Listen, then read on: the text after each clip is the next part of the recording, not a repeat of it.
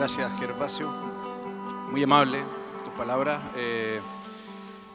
Doy mis más sinceros agradecimientos a la gente que pudo venir en este horario tan complicado, con tanto calor.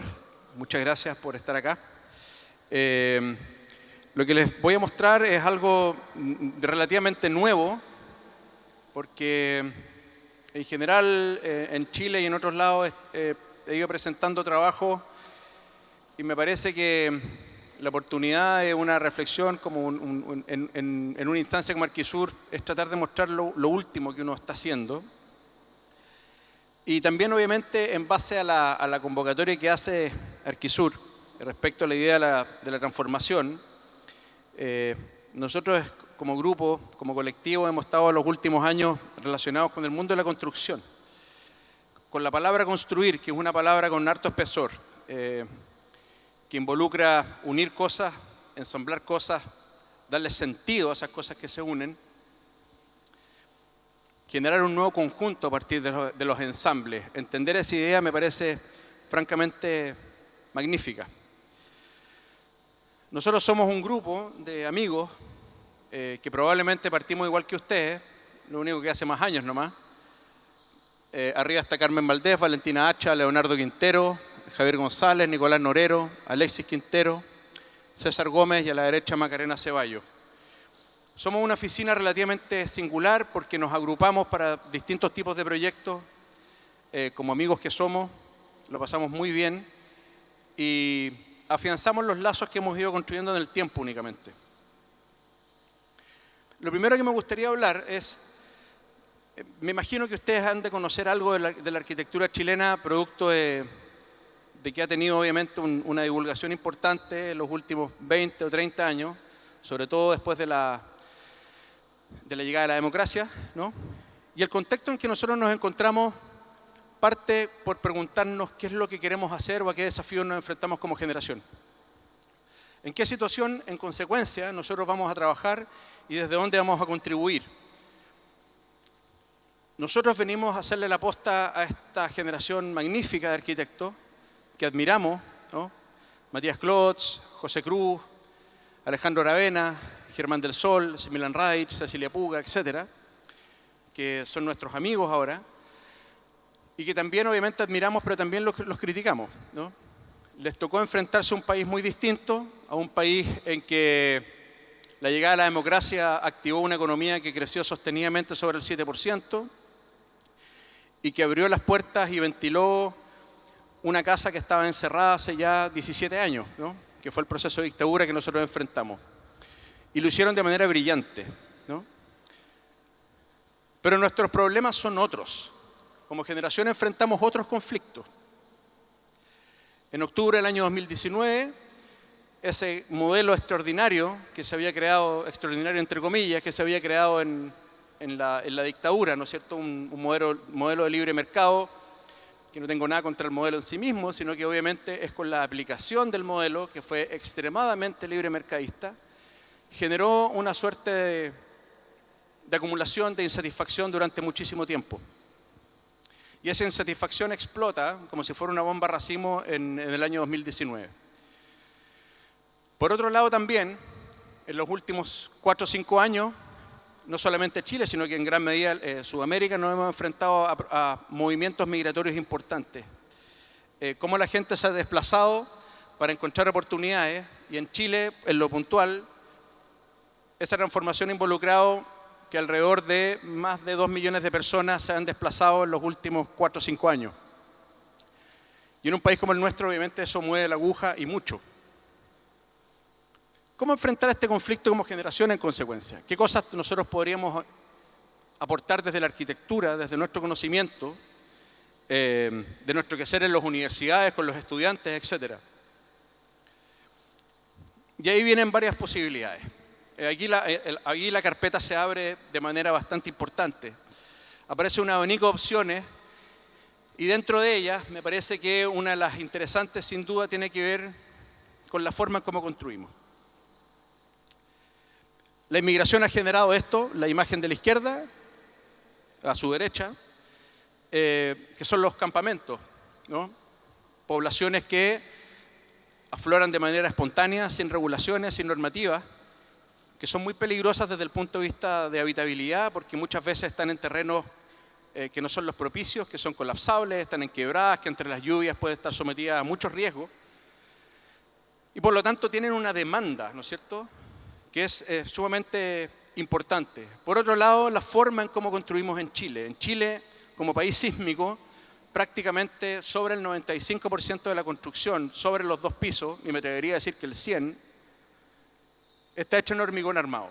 Y el hormigón armado es un material que, claro, ya lleva más de un siglo de vigencia, pero que es el responsable del 7% de las emisiones de carbono en el mundo. O sea, ese es el nivel de impacto negativo que tiene el hormigón, de construir en hormigón en concreto. Y por otro lado, que involucra que cualquier desplazamiento, modificación o sutura que tengamos que hacer con ese material involucra desechos. El 30% del desecho del planeta proviene de la construcción. Y como generación también tenemos eso que está a mano derecha, tecnología y conocimiento que cada vez es más simple, cada vez es más sencillo, cada vez es más barato y cada vez está más a la mano. En una capacitación por YouTube uno puede aprender a cortar con una CNC, uno se puede fabricar una cortadora en la casa con algunas herramientas y eso es francamente extraordinario y como generación tenemos esa oportunidad. ¿Cómo podemos enfrentar la construcción atendiendo a estos problemas y mirando al futuro en consecuencia? ¿Qué antecedentes tenemos? ¿Quién lo ha pensado antes? Y ahí un poco lo que dice Gervasio. Cada vez que nos hemos enfrentado como oficina a un problema, tratamos en lo personal de ir sobre quién lo pensó o quién reflexionó sobre ese tema. Los voy a llevar 500 años atrás, uno de los mejores y más brillantes tratadistas que ha tenido la historia de la arquitectura, León Battista Alberti. Libro 1. El arquitecto será aquel que con un método y un procedimiento determinado y digno de admiración haya estudiado el modo de proyectar en teoría y también de llevar a cabo en la práctica cualquier obra que, y subrayo, a partir del desplazamiento de los pesos y la unión y el ensamble de los cuerpos, se adecúa de una forma hermosísima a las necesidades más propias de los seres humanos. Alberti lo que está diciendo no es más que la idea del cuidado del ensamble, mover cosas para ser ensambladas, construir, edificar, tomar elementos partonómicos, enlazarlos para hacer de ese conjunto una nueva pieza, con una nueva regla, con una nueva ley. Él habla de los pesos, que es fascinante pensar que la arquitectura es un movimiento de peso, pero a su vez tan fascinante como lo anterior es pensar que es una idea de ensamble, de 2 cosas. Los tratadistas abordaron esto de una manera muy particular. Viñola, Palladio, Alberti y muchos otros, ¿no es cierto?, con este tipo de dibujos. Nos decían que la importancia de la obra estaba en cómo ha de ser vista. Alturas, proporciones, anchos, intercolumnio, base, fuste, capitel, decoraciones, etc. Y en consecuencia resulta muy llamativo que Alberti pensara, que comparte sin duda estos postulados, pero también de que pensara teóricamente que la arquitectura tenía que ver con el movimiento de pesos y el ensamble de los cuerpos. Quienes realmente piensan esto como un sedimento intelectual importante durante aproximadamente 100 años y que en una teoría fantástica justifica y permite entender por qué el movimiento moderno alemán es lo que es, son estos caballeros que están acá. Semper, Schinkel, Viollet-le-Duc. Esos son los dibujos, por ejemplo, que representan la manera de entender la arquitectura, en el caso de Acacho así, y donde a la derecha Viollet-le-Duc. No son las piezas completas, no es la integridad del edificio, son los componentes del edificio, las partes del edificio. Y los mecanismos de representación son distintos. Axonométricas de gusano, axonométricas perspectivadas, no importa la totalidad, importa las partes, sin desentender obviamente la idea de totalidad. Pero de esa manera se entiende que intelectualmente el proceso constructivo ha de ser importante. El interés por la estructura de los cuerpos, zoológico y material, nos lleva a intentar comprender sus partes y ensambles, lo que se llama la partonomía. ¿Quién pensó la partonomía? Probablemente uno de los más virtuosos y más interesantes, Buckminster Fuller. incorpora esta idea de las 4D, los 3 componentes del espacio, y pensar de que un edificio incorpora el tiempo. ¿Cómo construir más rápido? La Flight Tower, que es un ejercicio bastante utópico, que era una torre que se llevaba en un helicóptero y prácticamente con una suerte de globos aerostáticos se tiraba en un terreno y permitía edificar en un día una torre. Obviamente, dentro de su utopía, como bien lo plantea la utopía misma, ¿cierto?, no es un fin en sí mismo, sino que un horizonte el cual uno intenta capturar.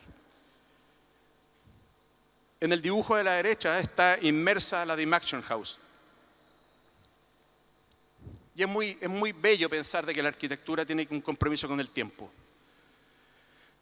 Cuando nos enfrentamos a ese problema, Fuller diseña las primeras Dim Action.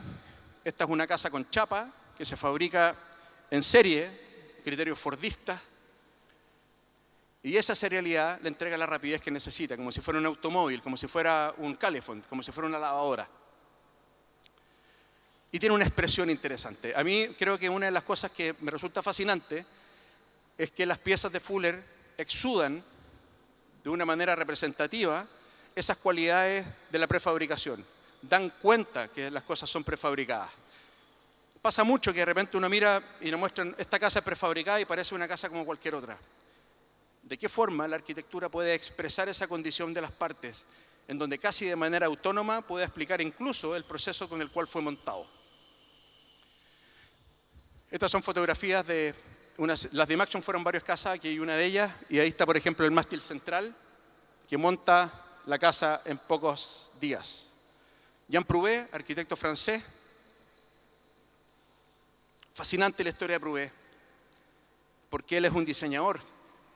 Lo que hoy día sería, no quiero ser peyorativo, pero es un ventanero, Jean Prouvé. Arquitecto que trabaja con aluminio, con marcos de ventana, con escaleras, con herraje, fabricación de ascensores, con puertas de ascensores. Y cuando estaba sin trabajo, producto que también lo estafaron cientos de veces, diseña un columpio para su hijo, que es la famosa, el pilar compuesto de columpio. Y con eso diseña una casa que se monta en un día, por 2 personas.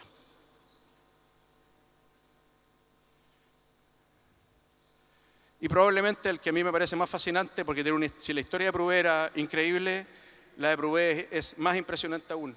Perdón, la de Fisac, Miguel Fisac, arquitecto español. La viga hueso.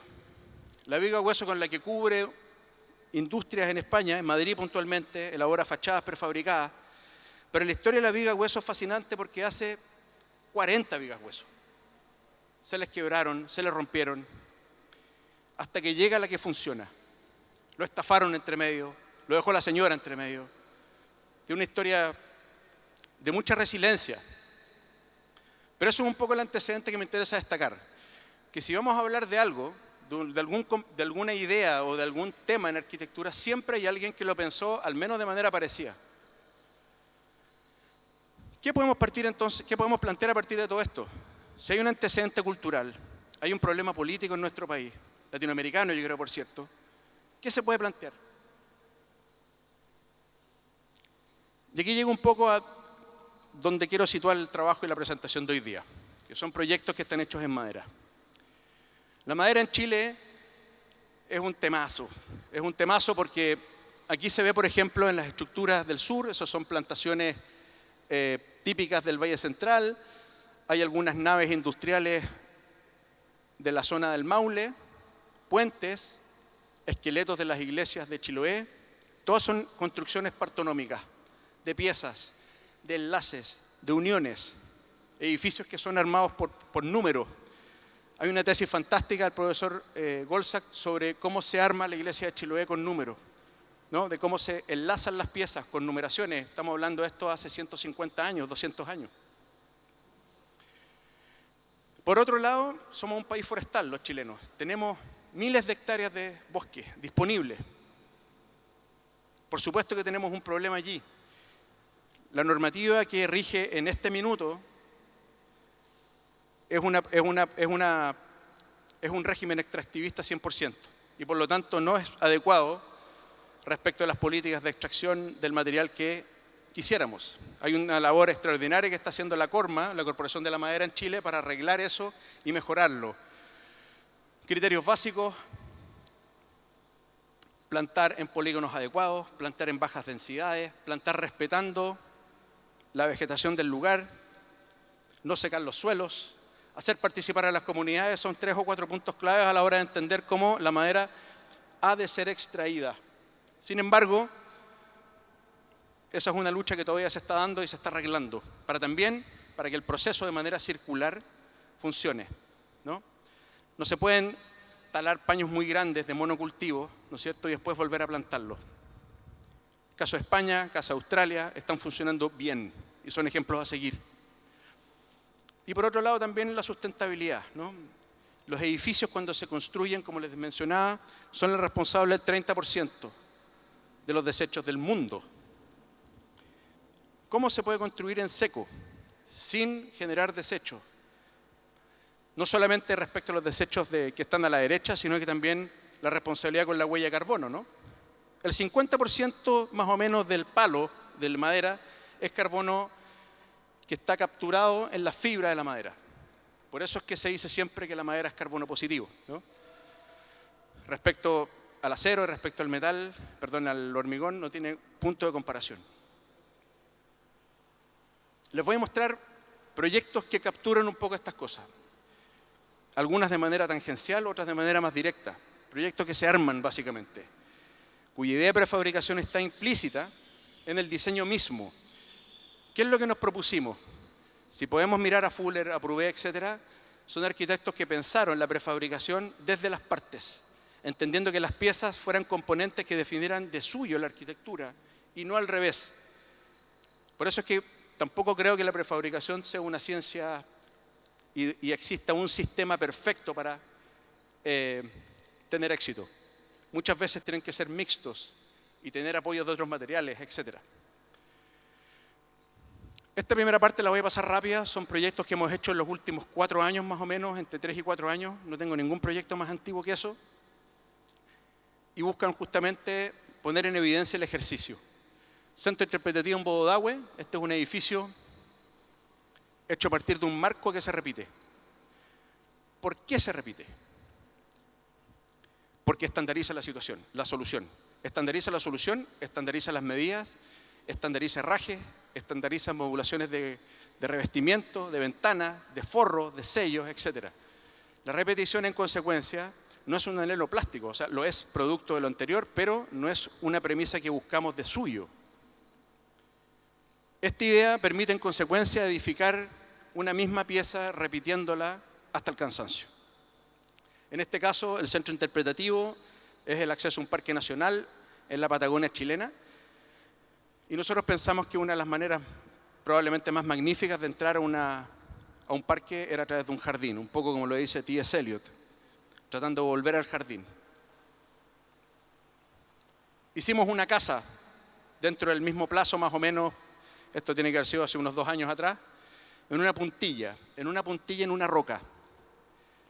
La roca era un escenario fantástico, la verdad. Era una suerte de planicie natural con accidentes y que decidimos horadar para generar plataformas horizontales y algunas rampas. En ese suelo estereotómico situamos toda la activación pública de la casa. Y arriba, como si fuera un insecto, esta estructura de madera. Estructura que de nuevo repite el sistema de marco, pero también porque es liviana, pesa 1/5 de lo que pesa el hormigón. Y por lo tanto las fundaciones son más ligeras, los herrajes son más livianos y es un material flexible. Cuando viene el sismo se mueve como si fuera un músculo. En cambio, por ejemplo, el hormigón opera por agrietamiento, se quiebra como si fuera una porcelana. Eso nos permite también llevar a mejores costos y a mejores estándares técnicos. Este es un proyecto que estamos a punto de empezar a construir. Son módulos, una vivienda modular en Pucón. Si se fijan, el dispositivo inferior es igual al dispositivo superior. Base fuste capitel, como si fuera una columna clásica, pero esta vez el capitel se abre 6,50 metros. Los 6,50 metros permiten tener anchos para poder alojar dormitorios, zonas públicas, sin tocar el pilar. La gracia un poco está en no tocar la columna. El elemento inferior se fabrica el fuste y el capitel son 6 gajos de madera laminada que se hacen en vacío.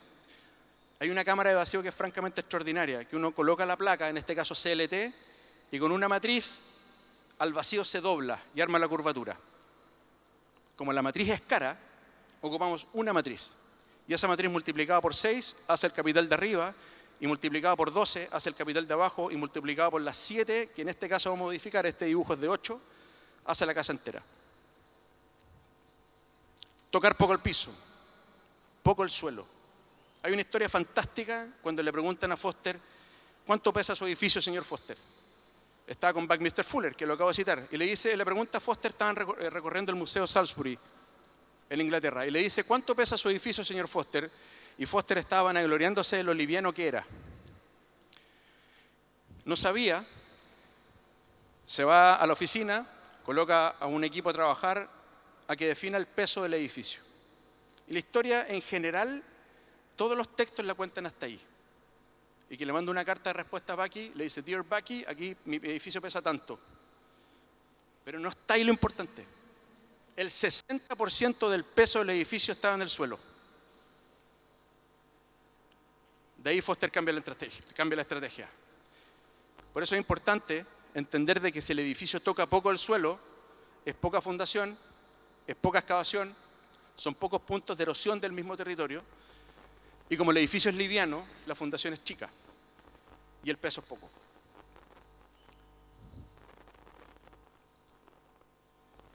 Este es un concurso que salimos segundo, pero que lo traigo un poco por lo mismo. Este es un colegio donde de nuevo se repite el sistema de marco y cubierta. En este caso también incorporamos paneles de CLT. Para los alumnos les explico. Hay básicamente los dos componentes más importantes que hoy hace la industria maderera en Sudamérica es la madera laminada y el CLT.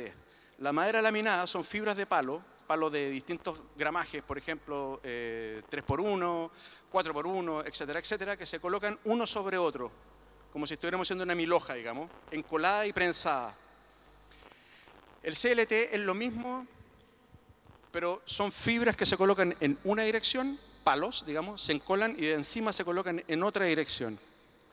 La madera laminada es muy pertinente para las vigas y elementos que trabajan en la flexión, y el CLT es muy importante y muy bueno para elementos de placa, como losas y muros. Entonces, por ejemplo, las losas y muros son todas en CLT y pilares y vigas son en madera laminada. Se repite de nuevo la misma situación. Este era un terreno largo que permitía mirar al mar, y estos elementos laterales son CLT que contienen las salas, que van contra la topografía. La apuesta era básicamente armar un gran vacío de un ancho importante que permitiera tener pequeños edificios dentro de ese galpón, como si fuera la idea de esta estación, con pequeños edificios dentro.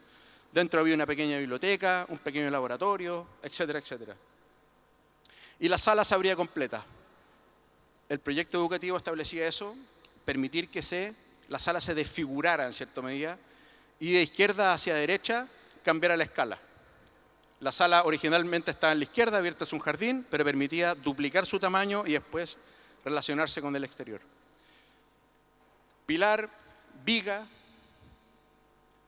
longitudinal, solera de piso, CLT, todas las ventanas son iguales, todos los herrajes son iguales, mismo criterio. Este fue un proyecto muy interesante porque lo hicimos contra el tiempo, en una sala de eventos en Puyumén, también es en el sur. Cuando tienes poco tiempo, se tiene que simplificar la idea. Es lo mismo que cuando tienes poco tiempo para hablar por teléfono o tienen poco tiempo para exponer una presentación y uno tiene que resumir lo mismo. El pórtico que está a la izquierda, que es como esa forma de H, hace un espejo y se duplica. Y hacia atrás se duplica 13 veces. Son 23 marcos. Con los 23 marcos armados se arma el edificio. Todas las ventanas son modulares, tienen un ancho y un espesor. Las cubiertas y los pisos también lo mismo. Y eso permite armar un edificio que básicamente atrapa un aire, como un centro de eventos atrapa un aire, ¿no? No necesita muchas compartimentaciones. Y necesita únicamente tener pequeños mobiliarios, en este caso incorporamos mobiliario en las ventanas, que también son estándares. Esa misma solución se repite 10 veces hacia atrás y 10 veces hacia el otro lado, producto que hay un módulo abierto atrás y 2 módulos adelante, con eso hacemos los 13. Y justamente donde está el eje de simetría de la estructura, aparecen algunos accidentes como lugares de encuentro. Este proyecto lo acabo de entregar, es un lodge en el lado General Carrera, es un pequeño hotel. Y funciona bastante parecido al proyecto del sur de los Paraguas, pero esta vez hecho con elementos rectos, para facilitar también el montaje. Tiene un solo punto de contacto con el suelo, que es una base de acero galvanizado, y luego, como si fuera un signo más, una doble viga compuesta de madera laminada, con un herraje central y una gruesa y importante placa de CLT que define la cubierta y el suelo. En el medio un tronco que arma los elementos de sujeción. Todo el resto de las cosas son bastante transitorias. Una vez hecha la estructura, el resto son elementos para cerrarlo y para cubrirlo.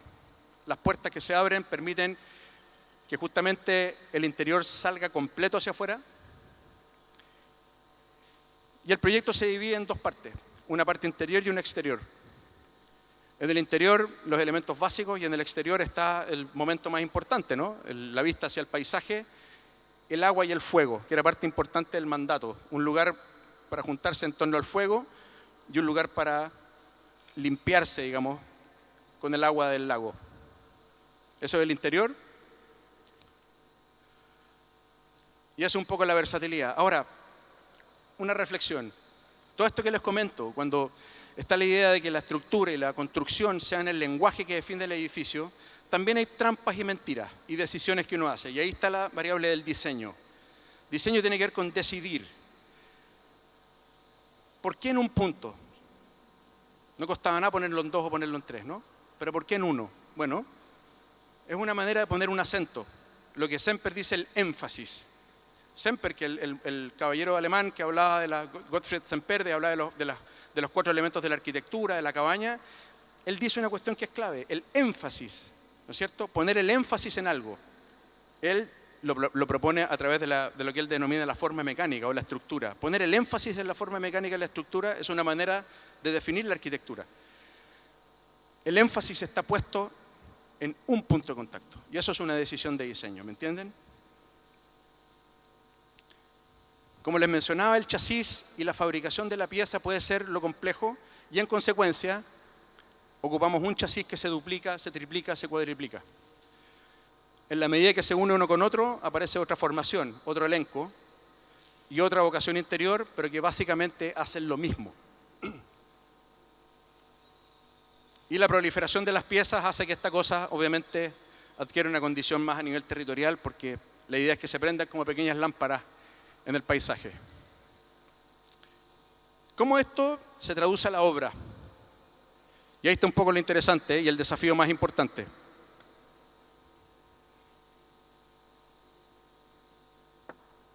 Y esta última parte de la presentación la voy a centrar en eso.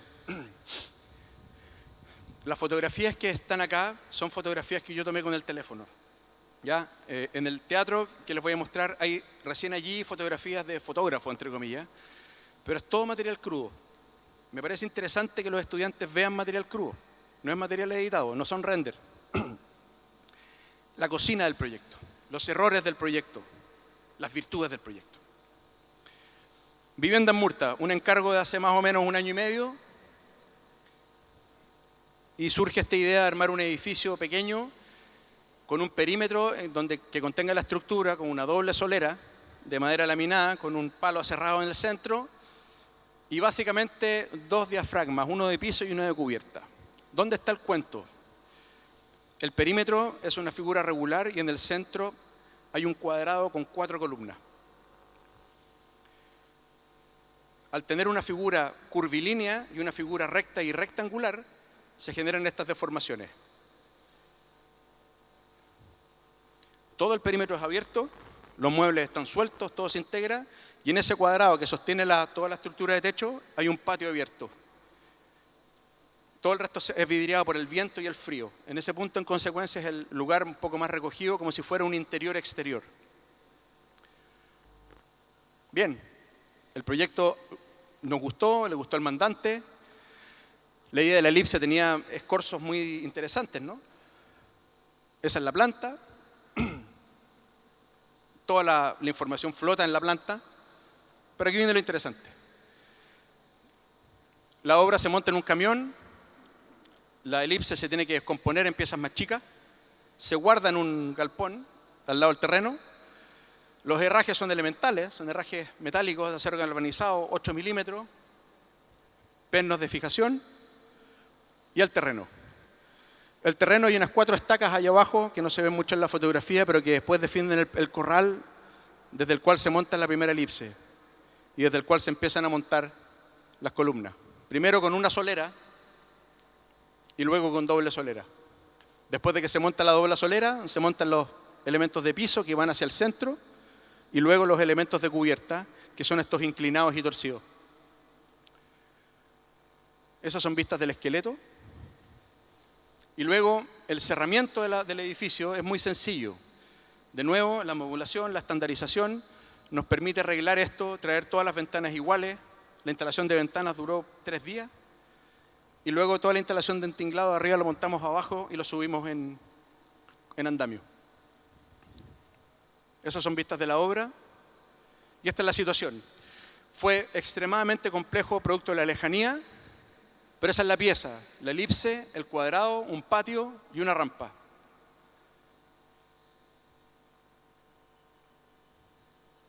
Y finalmente el diálogo que establece con el lugar es tratar de tocar poco, levantarse, liberar el suelo y generar un panóptico en 360, donde queda solamente por el exterior la estructura, todo acristalado, todo abierto.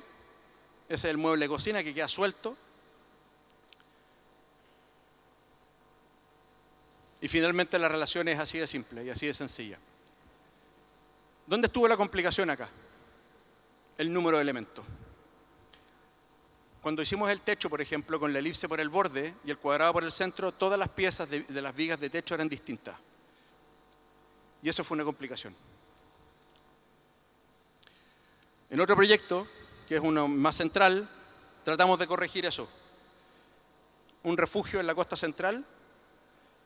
Y en este caso la pendiente era muy, muy abrupta. Al ser abrupta, definimos la estructura en su centro.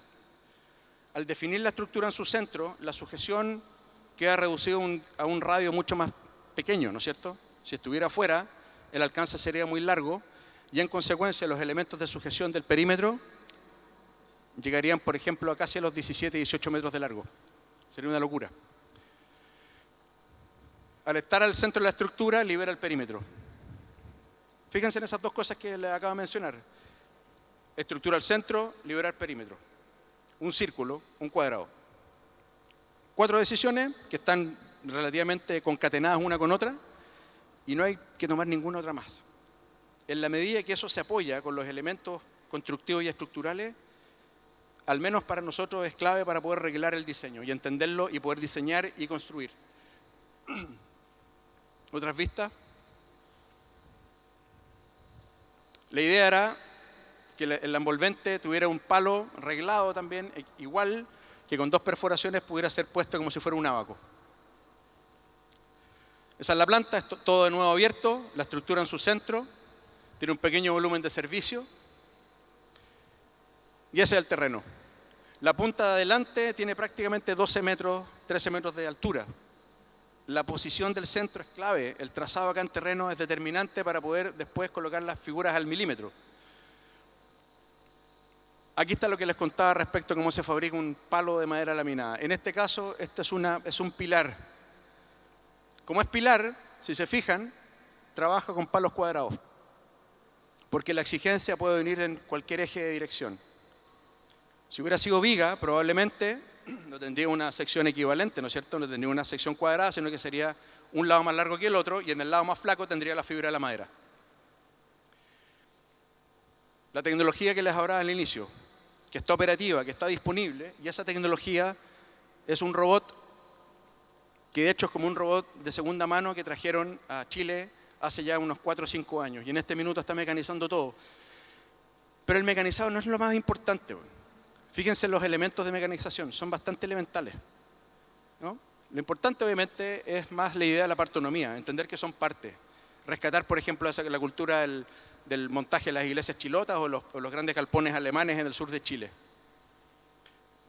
En este caso teníamos una pendiente tan fuerte que el camión era más corto. Este es un camión de 10 metros y en consecuencia la placa de CLT, que es la que está a la derecha, tuvimos que cortarla. Ahí está el trazado más preciso en terreno.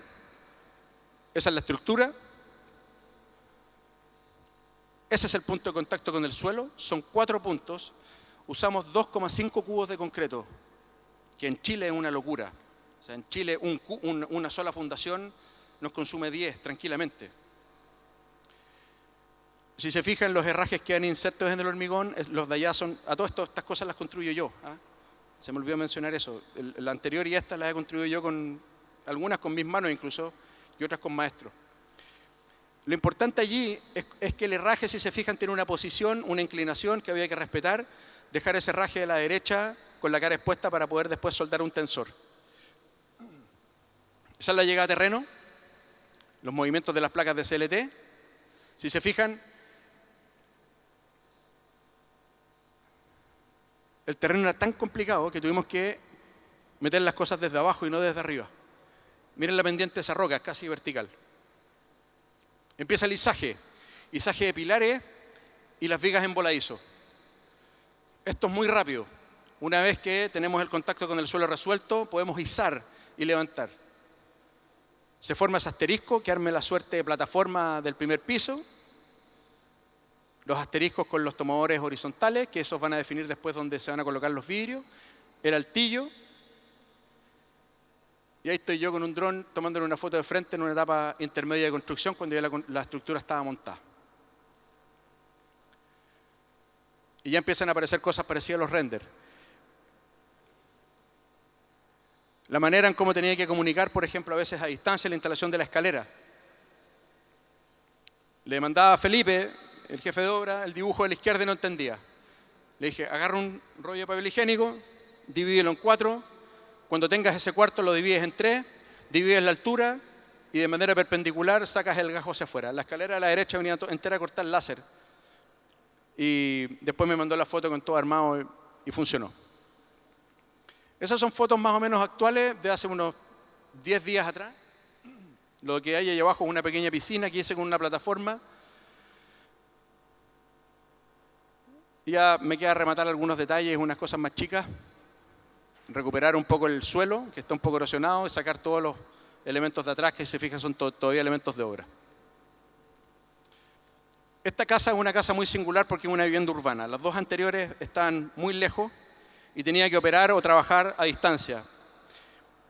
Esta es una pieza arquitectónica que está en medio de la ciudad. Y lo más importante acá fue entender que lo que generalmente hacen en Chile, colocan las casas, lo que se llama aisladas, ¿no? Las colocan como a 3 metros de un muro, a 2 metros del otro, a 6 metros del otro y a 10 metros del otro. Y al final quedan solamente espacios residuales. Hay una operación programática primero que es decir, todo aquello que fracciona el primer piso son siempre los espacios privados. Tirémoslos para arriba. Dejemos toda una planta libre y el ejercicio por levantar la casa, hagámosla en madera, y el ejercicio por fijar la casa al suelo, hagámosla en hormigón. Entonces queda una caja arriba, que es lo que nos permite la normativa, bastante tosca, que alberga los dormitorios y las áreas comunes. Tiene un corte bastante singular, que expresa esta relación en vertical, tiene un subsuelo. El primer estrato es de hormigón hasta los 2,10 metros, que es la altura para poder colocar ventanas, puertas y poder traspasar y moverse, y de ahí hacia arriba es toda madera. Entonces, lo que en un minuto fueron, en la casa anterior, la casa de Papúo, si no me equivoco, del orden de 45 piezas, dijimos, ¿cómo podemos extremar esa condición y dejarlas en 20? Y estas son 20 piezas. Pero no solamente eso, hay 4 tipos de vigas. Una viga que mide 13,50 por 1 metro, 1450 por 210, 1450 por 65 y 550 por 65. Las vigas son a su vez la expresión del montaje. Lo que les hablaba de Bucky o lo que les hablaba también de Prouvé. No ocultar su condición partonómica. Uno podría hacer un dibujo, un esquema de esto y entender cómo se monta la casa. La podrán encontrar bonito o fea, secundario. Lo importante es qué exuda, qué muestra, qué comunica. Esos son los renders que hicimos preliminares. Y al final es un cajón grande puesto sobre un sistema que la firma para liberar el primer piso. Tiene dos patios, uno que es un poco más, yo lo llamo el patio de invierno, que es más sombrío, y un patio de juego que es un patio de verano, donde hay una piscina y otras cosas más. Este es el sitio y se defiende el primer estrato de hormigón.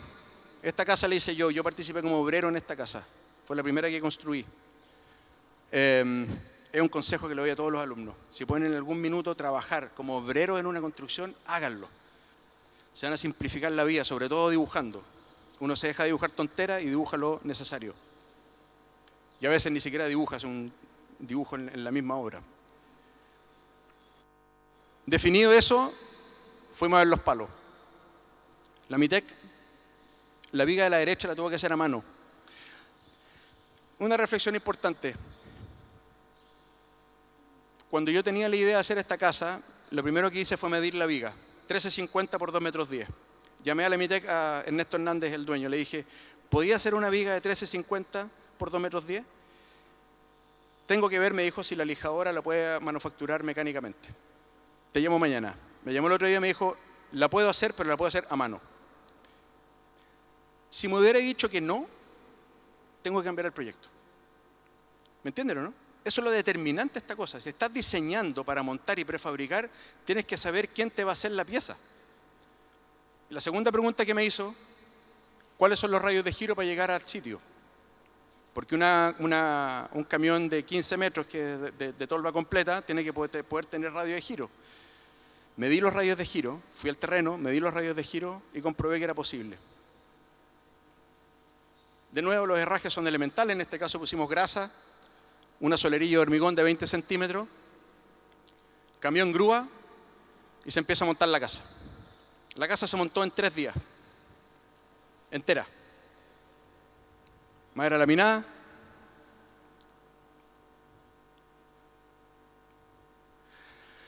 La unión que tiene el herraje es un herraje oculto, que es una T invertida, una T hacia abajo, una T hacia arriba, que gira en 90 grados. Esa pieza la repetimos en todas las uniones y funciona exactamente igual. Por lo tanto, se hizo una matriz para colocar los tornillos, para hacer los cortes, para todo.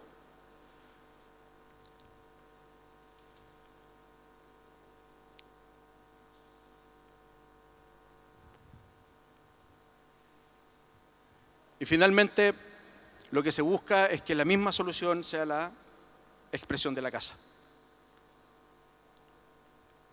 Después, una vez construida la torre de vigas, apiladas unas con otras, el primer piso queda libre, si se fijan. El sismo lo toma los muros laterales y el muro central en una dirección, los muros laterales en la otra. Ahí se ve el subsuelo. Y esa línea que tiene ahí arriba son los 210 que les hablo. Puse esta foto porque ahí se nota que las vigas grandes están hechas a mano. Y lo encuentro muy bello eso. Tiene irregularidades. No es perfecta. En cambio las de abajo sí lo son. Que dé cuenta el proceso de esas cosas creo que es necesario. Ese es el volumen. Se montó en 3 días y luego solamente fueron faenas para terminar las cubiertas, las ventanas, los pisos, etc. Es un bicho rarísimo en el barrio, eso es lo que más me fascina de la cuestión. Aquí todavía no, esto no son fotos, no tengo fotos editadas de la obra, pero son fotos tomadas por mí. Y el espacio justamente da cuenta de esta concatenación de cosas. Cambian las alturas, en los bordes tengo 2,10 metros, después tengo 2,75 metros y después en el centro llego a tener 3 metros y fracción. Todos se llenan con vidrio, elementos translúcidos, negros, para que justamente la madera sea la que carga la expresión del proyecto. Estas fotos son mías, las tomé yo con el teléfono. Toda la herrajería metálica es fierro corriente, pintado. Y lo interesante es que el color de la madera es el que finalmente expresa cómo la casa se construyó, se edificó, se montó y la que se hace cargo de la expresión del proyecto. Es un macizo de madera bien robusto, bien sugerente. Hay gente que la encuentra horrible, otra que la encuentra bonita, hay en el barrio hay debate, etc. Es interesante eso también. Y aquí les quiero mostrar, el teatro obviamente no lo construí yo, pero las otras tres sí. Llegué en el teatro y hicimos un ejercicio muy parecido. Voy a hacer una pequeña introducción de los elementos que comparecen para definir el proyecto. Panguipulli es un lago que está en la región de los lagos, en el sur de Chile. Y como muchas ciudades en el sur de Chile dan la espalda al lago, ¿no? Como que no les importa. Y viene un forastero y lo ve y dice, oh, qué fantástico el lago. El edificio se va a colocar en la costanera para fundar justamente un nuevo paseo público. Y el único elemento en la ciudad que tiene altura es la iglesia. Está puesta en el centro de la ciudad. Y nos pareció un punto interesante para fundar un nuevo orden urbano, colocar un edificio como a la misma altura. Este es el sitio. Es una punta al lado de una playa que tiene un humedal a un lado y un conjunto de robles de más o menos 25 metros al otro. Estas fueron las visitas al terreno después que ganamos el concurso. Y esa es la vista al lago. En un día despejado se ven las cumbres de 3 o 4 volcanes fantásticos. En esta imagen me quiero detener porque la gestión de este proyecto viene por una cosa muchísimo más anticipada. El usuario del proyecto existía 10 años antes. Esa casa que está allí es una casona antigua que se llama la Casona de Amigos de Panguipulli. Y la labor que hacen ellos es prestar un complemento a la educación básica rural, porque convocan a todas las escuelas rurales, ¿cierto?, del perímetro de Panguipulli a que vengan a esta casona a aprender cultura, danza, pintura, lectura, poesía, música, etc. A los 2-3 años de funcionamiento la casona quedó chica y el encargo es hacer no un teatro en verdad, es hacer una sala grande, una sala de clases grande. Por eso se llama Teatro de la Cultura y las Artes de Panguipulli. El edificio se comprime, que es la primera decisión, para no tocar el humedal y tampoco tocar los árboles, los robles, y define 2 plazas, una hacia la ciudad y otra hacia el lago. Por eso está puesta como en un punto intermedio. La medida del edificio fue un debate muy importante, 24,50 con columnas verticales de 13 centímetros por 45 y un intercolumnio de 1,25 m. Ese ejercicio fue el que más reiteramos, si era 24,50, si era 24, si era 25, si era 25,50, etcétera, etcétera. ¿Y por qué nos importa? Probablemente el ejercicio de medir y saber el tamaño de un edificio debe ser el ejercicio más complejo de un arquitecto. Y uno lo simula y lo simula y lo simula y es muy difícil saber si está bien o no. Puede ser render, puede ser maquetas, puede ser plano, puede trazarlo en el terreno. Y eso nos daba mucho miedo. Muchas inseguridades, para serles bien honesto. Por lo tanto, definir intercolumnios, cantidad de pilares era una cuestión determinante. Segunda operación, colocar una caja dentro de otra. Y eso que parecía un ejercicio radical, se logra con 2 operaciones. Y ahí viene el antecedente que decía mi amigo Gervasio de la arquitectura clásica. La arquitectura clásica, en gran medida, hace trampa y miente, enmascara, oculta, silencia. Citando a Semper, pone énfasis, decide qué cosa quiero que sea vista y qué cosa quiero que se oculte. Para lograr esa planta, lo clave es la planta de abajo, la planta de los servicios, ¿no? Tirando todo el programa para abajo, nos permite que solamente arriba quede el vacío y la sala. Y el vacío acoge programas indeterminados, ¿no? Programas indeterminados refiero a cafetería, salas de exposiciones, programas que solamente necesitan suelo. Distinto es una guardarropía, un baño, que son programas determinados, siguiendo la clasificación de Kipnis. El espacio exterior, en consecuencia, queríamos que fuera muy translúcido. Y para hacerlo necesitamos un aliado. El elemento interior tiene muros. Es la que resiste el sismo. Y al resistir el sismo, hace que todo el perímetro sea ligero. Entonces, el orden arquitectónico y estructural me atrevería a decir que son lo mismo y es algo que buscamos en todos los proyectos. Si la caja oscura no solamente contiene el programa que necesita esa oscuridad, sino que también le entrega la resistencia sísmica al proyecto para que el perímetro tribute esa decisión y permita que sea liviano, translúcido y permita esa condición diáfana que buscamos en el perímetro del edificio. Y ahí está la trampa. Oculto está todo el programa de servicio: camarines, baños, guardarropías, áreas de servicio, apoyo técnico, el enmascaramiento. Palladio hace una cuestión fantástica en la Basílica que enmascara ocupando la serliana. Si son alumnos, yo anotaría esto para entender qué es la serliana, profe. Bueno, no se lo voy a explicar ahora, pero la serliana es una gran manera para enmascarar fachadas, ¿no? En este caso no fue la serliana, pero sí fue hundir el programa. Y el edificio genera estos dos espacios, uno por fuera, uno por dentro. Entre los dos espacios hay un muro muy grande que tiene todas las instalaciones y el zócalo que contiene todos los servicios. Y ese mismo zócalo es el que resuelve dos problemas importantes en el proyecto: el agua, la cota de agua, la cota de inundación, estamos al lado de un lago, y por otro lado el desnivel de 3,20 metros que tiene el terreno. Imágenes del concurso. Este proyecto lo hicimos con Leo Quinteros y Nicolás Norero.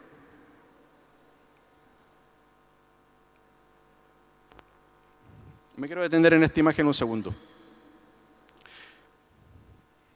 Me gustaría hablar de la tipología. La tipología, hay varios autores que lo hacen, Rossi, Moneo, el más fácil, creo yo, y el que mejor lo explica. La tipología del teatro siempre son cajas ciegas. Y cuando uno entiende algo de tipología, dice, bueno, si la caja ciega es al teatro, ¿no es cierto?, una exigencia, me permito cuestionarla. ¿De qué manera soy capaz de que esa caja ciega no quede ciega hacia la ciudad o hacia el paisaje? Hay que identificar qué es lo que ha de ser ciego por definición: el auditorio. Y cuando el auditorio lo tiramos al interior, se eliminaron los muros ciegos. ¿Se entiende? Y que es un perímetro permeable.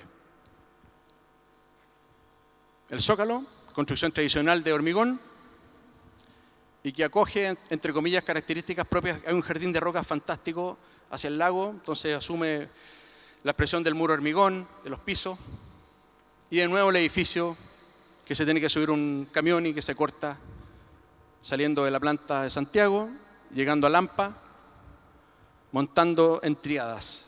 Esa fue otra estrategia de montaje que definimos en terreno. 3 columnas con las soleras que las sostenían. Esa unión es elemental, ¿no? Es una unión que el CNC le hace el recorte para que quede embebida, pero es finalmente un herraje metálico de 10 milímetros en este caso, con pernos de inyección. Al lado del teatro había una suerte como de cancha o área de trabajo en donde había otros obreros que preparaban las piezas prearmadas y después las subían con grúa. Montamos más o menos una fachada por semana. Y eso permitió darle muchísima velocidad al proyecto. Ahí de nuevo aparece el muro adentro y todo el esqueleto afuera. Son palillajes bien discretos, de baja sección. Sostienen peso propio únicamente, no recogen sismos, ¿no? El intercolumnio de 1,25 define que todas las ventanas sean iguales. No solamente las ventanas en los cotas, sino que en las alturas también. Las de abajo y las de arriba tienen la misma medida. Y los elementos de tratamiento para la acústica, en este caso, que son palos de 2x3, que están puestos a la izquierda, también se armaron abajo y se subieron en andamio. Ahí está la ventana como módulo, la primera instalada, y en pocos días se instaló entero todo el proyecto de ventanas. Después, ese módulo de celosías que está allí se armó abajo y se montaba. Lo mismo el revestimiento, que son maderas termotratadas. Son maderas que no tienen agua, casi inertes. Las inclemencias del agua no le hacen nada. En este caso también la madera laminada está termotratada. Se empiezan en consecuencia a aparecer las pieles, los textiles que dice Semper, ¿no? Semper en los 4 elementos de la arquitectura dice zócalo o suelo, cubierta, pilar o estructura y ropa o ropaje o textil. Probablemente la investigación de Semper de los textiles es la más maravillosa que tiene la historia de la arquitectura. Y no fue más que ponerle una ropa a la estructura. La madera tiene esa cosa que al ser un material orgánico cambia mucho con los colores. Hay veces que está naranja, otras veces más rubia, más gris, dependiendo de los colores. En terreno también definimos hacer ese recorte que está dibujado abajo, porque hay unos robles magníficos a mi derecha que no alcanzan a salir en la foto. Y en consecuencia la plataforma de acceso fue mucho más discreta. Este proyecto también pasó por varios filtros. Era un proyecto de financiamiento conjunto entre la Gobernación Regional y el grupo de amigos de Panguipulli. Por lo tanto, cuando terminamos el proyecto, tuvimos que filtrarlo por una serie de exigencias económicas y le quitaron la mitad de las cosas al proyecto. Y eso a la larga ayuda, lo simplifica. Yo tengo la sensación de entrar al edificio y lo encuentro fantástico, pero tiene esa idea de que está hecho con cosas que son más o menos convencionales, que no hay cosas sofisticadas, placas de terciado, palo, hormigón pulido, fierro, etc. Esa dermis separa interior de exterior, tiene el tratamiento acústico, y el de la izquierda el que separa la sala del interior. Todas son fotos de celular, bien crudas. La esquina. Punto fundamental. Y aquí cito a Kant. Kant decía, si un detalle se pone complejo, no lo haga. Haga que no se junten. ¿Cómo junto ese esqueleto de la derecha con el de la izquierda? Imagínense el problema. No le pongan nada, déjenlo hueco. Y por eso inventamos esos lucernarios. Pero es una cita Kant, es entender de que cuando hay uniones complicadas, difíciles, también existe el aire y el vacío. Bueno, y le da una condición catedralicia bien interesante en las esquinas al proyecto, ¿no? El interior es una sala también modulada enfermizamente, al igual que lo de afuera. E insisto en el tema de la modulación. La modulación es una manera de controlar el proyecto. Yo trabajo en general en los talleres de avanzado y modulo hasta el cansancio los edificios. Y les explico a los alumnos, usted tiene que saber cuánto mide, a partir de esa modulación, cuánto mide la puerta, cuánto mide la ventana, cuánto mide un pasillo, cuánto mide un recinto. Yo sé cuánto mide el edificio entero, ¿no? A partir del módulo, lo multiplico por 2, por 3, por 4, las alturas también. Y eso permite tener una conciencia métrica del proyecto, domarlo completamente en sus medidas. Sala negra, el zócalo de hormigón lo pintamos negro y el resto son placas de madera terciada. Algunas con fenestraciones en las orillas. Y hay un elemento singular en la envolvente, que es una viga que permite que el edificio se abra. No solamente que sea transparente, que era una cuestión deseable, como lo que ocurrió ayer en la presentación, que es precioso, ¿no? Sino que también que esta cosa se abra. ¿Y por qué? Porque hay una playa, a mano derecha de la fotografía hay una playa pública. Por lo tanto, en el momento que hubiera sido necesario, las presentaciones podrían hacerse hacia afuera. Ese es el contexto donde está el edificio. Estos son ahora fotografías de Pablo Casals, Cristóbal Palma y Roland Halve.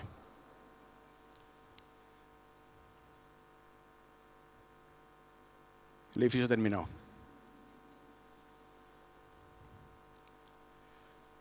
Es muy cambiante la fachada con los colores y las sombras, las cosas que les decía. Y en la noche realmente es una suerte de lamparita que prende y establece una nueva referencia urbana, así como lo era la iglesia, ahora lo es el teatro. Ahí está la esquina que les decía. Y tiene un color, en la iluminación, lo primero que pensamos era colocar una iluminación cálida para justamente acentuar el amarillo y el anaranjado de la madera. Y esa es la situación que siempre anhelamos del borde del edificio. Un teatro generalmente tiene bordes ciegos, muy malos. La tipología del teatro un poco así lo define. ¿De qué forma hacer un borde permeable, translúcido, que permitiera activar acciones arquitectónicas y espaciales y a su vez mirar? Esto es lo que les digo un poco, son palos aserrados, 2x3. No tiene nada de especial. Esos son los espacios laterales, como catedralicios que yo los llamo. La esquina, la sala, aquí en este caso se abre y se recoge el ventanal y queda abierto e integrado esto. Es una sala, como les dije, para 250 personas pequeña, una gran sala de clase. No es un... A ver, en el sur de Chile hay varios teatros que son como dispositivos performativos para las temporadas estivales, ¿no? Van los la gente de mucha plata de Chile a sus casas de los lagos y claramente hay presentaciones sinfónicas, de teatro, etc. Aquí, en los 365 días del año, está la agenda de los estudiantes. Eso es lo que hace más magnífico. Hormigón pintado, terciado, madera. La visión inversa, si se fijan, es hormigón pulido, el piso ni siquiera alcanzó para poner la alfombra.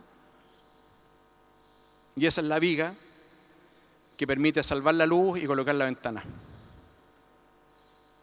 Ahí está abierto. Fotografía de Roland Halve. Los bordes son escaleras, pequeñas veredas.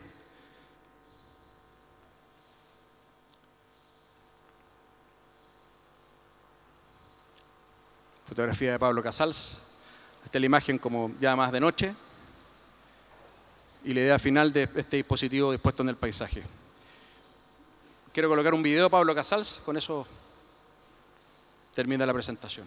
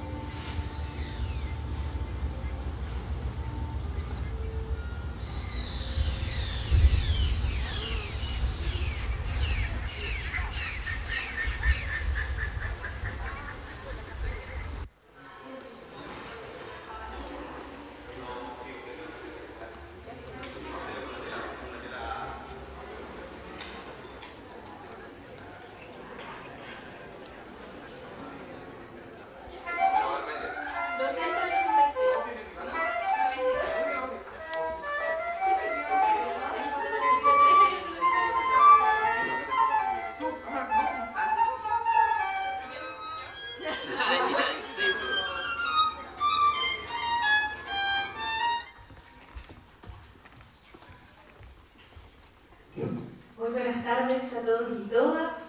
Bueno, me sumo a darles la bienvenida a este hermoso teatro y hoy quiero contarles que vamos a recibir en este escenario a integrantes de la Orquesta Sinfónica de Panguipulli.